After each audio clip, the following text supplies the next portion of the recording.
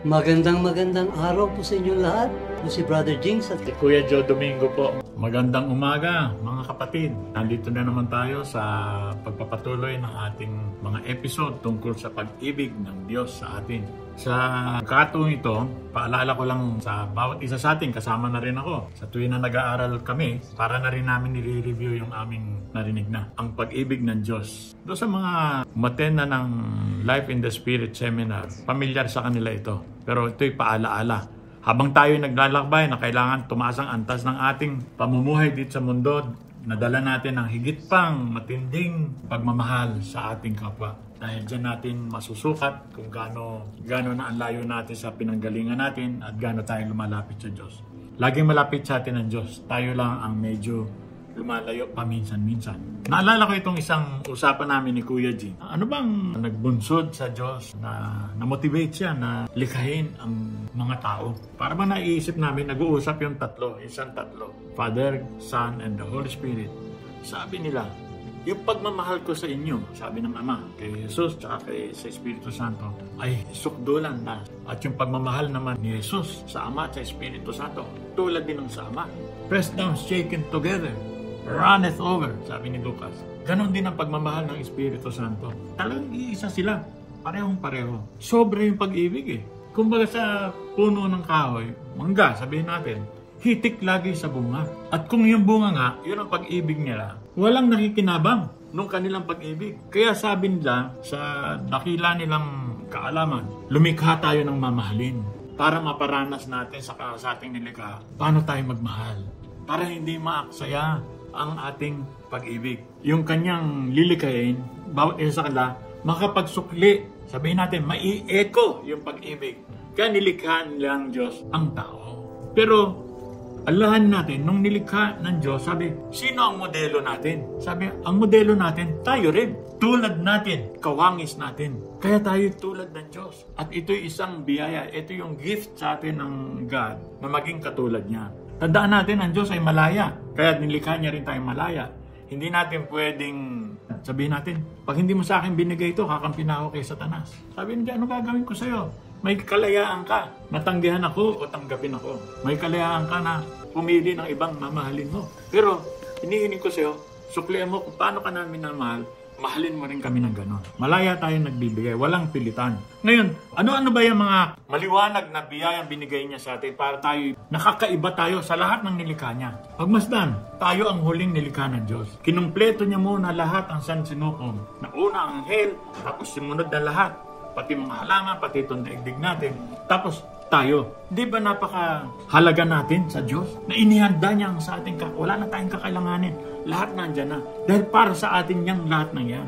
Kaya nga inutos niya rin yan. You shall take dominion over all my creation. Kayo ang magdominante nitong nilikha kong ito. Ngayon, itong apat na katangian na binigay niya sa atin, na tayo lang ang may kumpleto nito. Yung unang gift na kung tawagin the gift of being. Sabi ganyan ni Shakespeare, to be or not to be. Tayo ay para mga binhi na sa bandang huli, pagka tayo namunga, naging hitik tayo, magiging hitik na puno tayo. Napakikinabangan ng makaraming kasamahan natin sa nilikha niya. So, bawat isa sa atin ay unique. Nag-iisa akong John Domingo, nag-iisa sila Kuya Jinx, nag-iisa si Pastor Roger, Pastoran Letty, si Pastor Willie, si Ate Dorothy na nandito. Nag-iisa ka lang, unique ka. Kaya, kumbaga tayo lahat ay mga jewels. So, iba-ibang jewels tayo, iba-ibang halaga natin, pero pare-pareho ang pagkilanlan sa atin ng Diyos. Mayroon tayong lahat katangian. Ang nagkakaparehas lang tayo is yung ating pagmamahal sa Diyos. Wala sa atin na sumulat sa Diyos, Lord, ipanganak mo naman ako. Wala eh. Ang Diyos ang nangmili sa atin na tayo ipanganak, tayo isilang. Para maranasan natin yung pagmamahal niya. Pangalawa, the gift of eternity. Dahil ang Diyos ay walang simula, walang katapusan. Tayo rin ay walang katapusan. We are eternal beings. Meron lang tayong simula. Nilikha niya tayo eh. Ang Diyos walang lumikha sa kanya. Nandyan na siya. Dahil eternal being tayo, para maranasan natin yung eternal gift sa atin ng Diyos. Na walang katapusan na kasiyahan, kagalakan, at lalo ng kasama natin Diyos sa piling natin tuwi na. Pangatlo, yung gift of free choice. Malaya tayong tanggihan at tanggapin ang Diyos. Ganon din siya, malaya. Pero mamahalin niya tayo. Miski ano pang kalagayan natin. Kaya nga, sa atin Jesus, nagpakasakit ako dito para sa inyo. Gusto niyo ba yun? O gusto niyo kayo magpakasakit sa kasalanan niyo? Ang hindi na kailangan yun. Tanggapin lang natin si Jesus. Ituwid natin ang ating buhay. At gawin natin makatarungan yung ating kamalian na ginawa. So itong free choice na ito, bagamat napaka-powerful ito, very serious din to. Kasi walang pwedeng magpahiwalay sa atin sa Diyos, maliban tayo na piliin natin at tanggihan ng Diyos. Kaya ingatan natin pagka hindi natin naisin natin at tanggihan ng Diyos. Madaling gawin yun. Pero mahirap dahil pahihirapan tayo ng mga kakampi natin na tiwalag sa Diyos. Pipigilan nila tayo. Kaya pagka tayo napunta dyan sa Diyos, pilitin natin huwag tayo lumayo dyan. Pang-apat na binigay sa atin ng Diyos, gift niya, is the gift of love.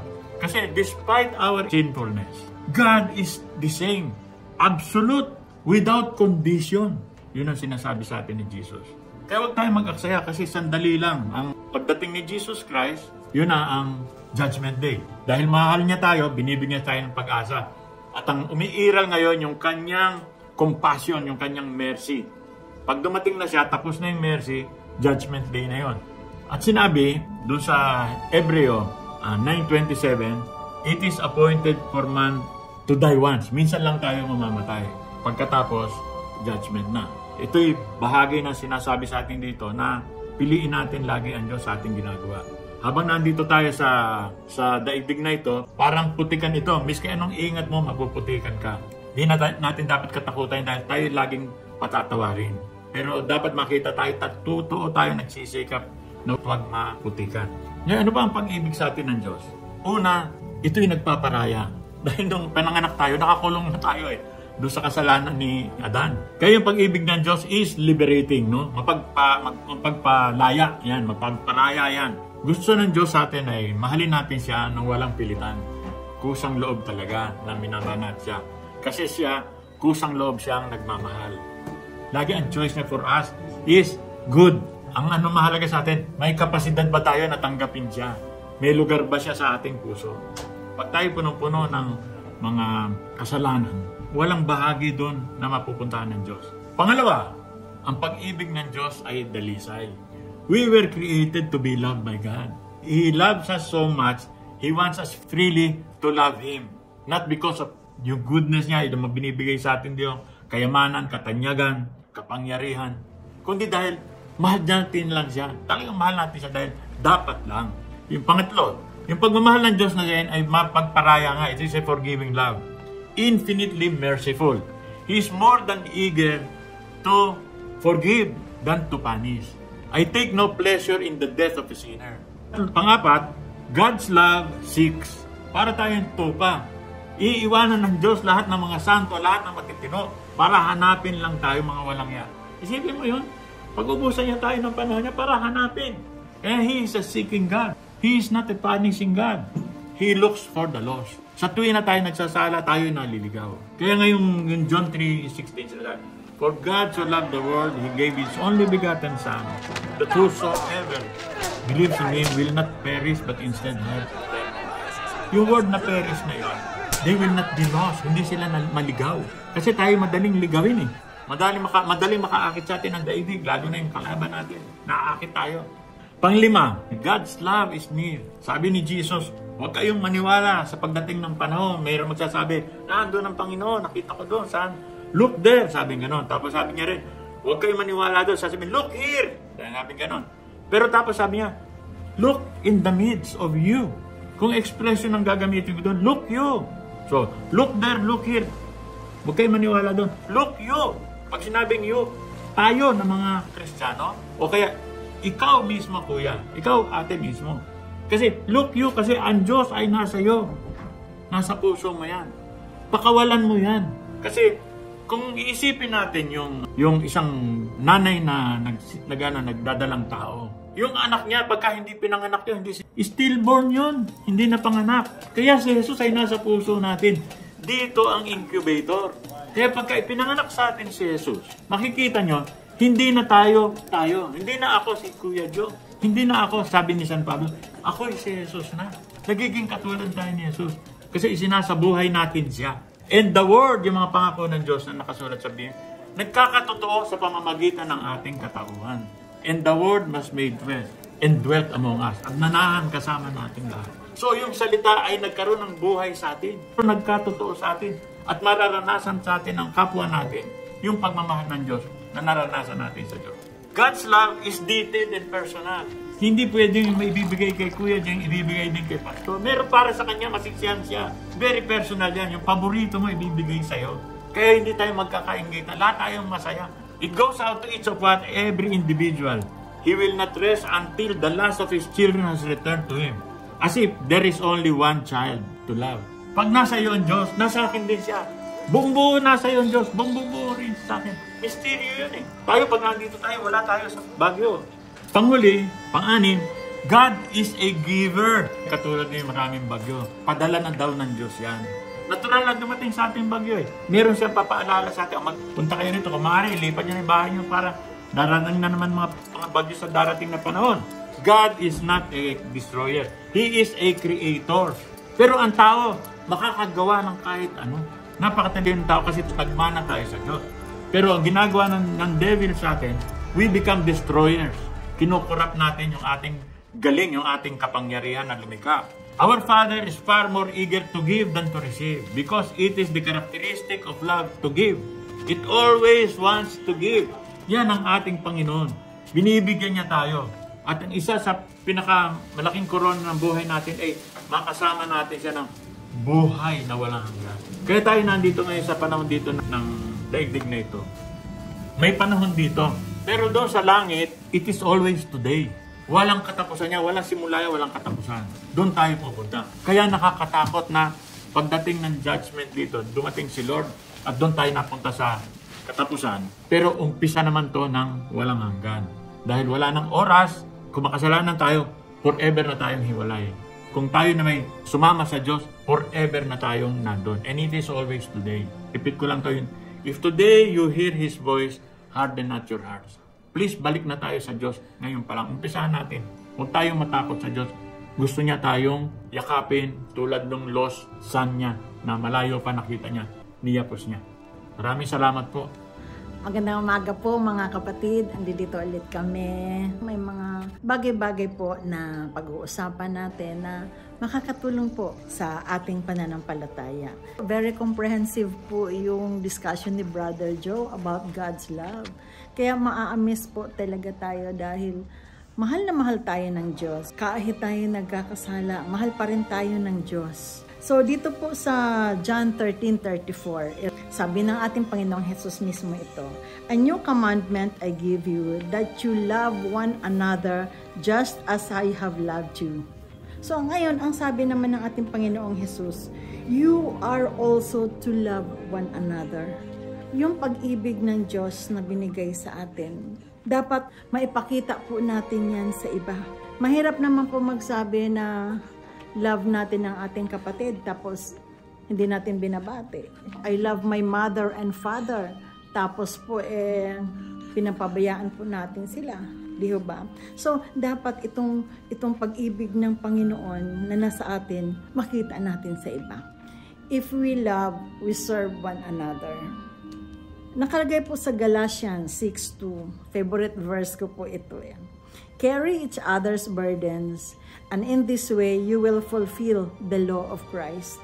So, yung binanggit po dito na law of Christ, ay ito po yung John 13:34, na paano tayo minahal ng Diyos, mahalin din natin ang iba. So, ito pong serve one another. It could be physical service para sa iba. This could be through prayers or other things na pwede natin gawin sa iba. We do not expect na meron po itong bayad para sa atin because we do it in love. Siguro po dahil nga ang tingin nila sa Christians ay merong pag-ibig na dala-dala. Kahit po mga kapitbahay natin, ka-eskwela, ka-opisina natin, parang pag meron po silang mga concerns, sa atin po humihingi ng advice. So, yung kung mga ganong instances, pagkakataon po yan para mag-serve kayo sa iba. So, pwede po you exert time, you exert effort para kausapin, di ba? Makinig ka. Yung pagkikinig pa lang po, sa kanilang mga concerns ay kasama na po yan sa service natin sa iba. Yun pong nagbibigay ka ng advice, godly advice naman, that could be a part of service to others. So, ang daming times po, kung meron pong lalapit sa inyo and ask for help, huwag po natin itong hesitate na makatulong talaga in whatever way we can. Kung hindi man po material ang ating maitulong, prayer. Maraming instances po yan sa aking buhay na may mga nagko-confide sa akin ng kanilang problems, then wala pa akong maitulong. Sabi ko, kapatid, ako lang ay makikinig at ipagpipray kita. Parang ang feeling nila, that would be the greatest gift for them. Lalo na kung may mga struggles, may mga challenges sila sa buhay. So mga kapatid, maraming instances, sometimes din sa family natin, di ba? Dahil masyado ng familiar tayo sa ating mga kapatid, minsan, parang nakakaligtaan na natin yung pag-serve natin sa iba o sa ating mga kapatid. So, respect is just one po doon sa service na binibigay natin, lalo sa pamilya natin, sa mga kaibigan natin, at saka sa mga kapatiran natin.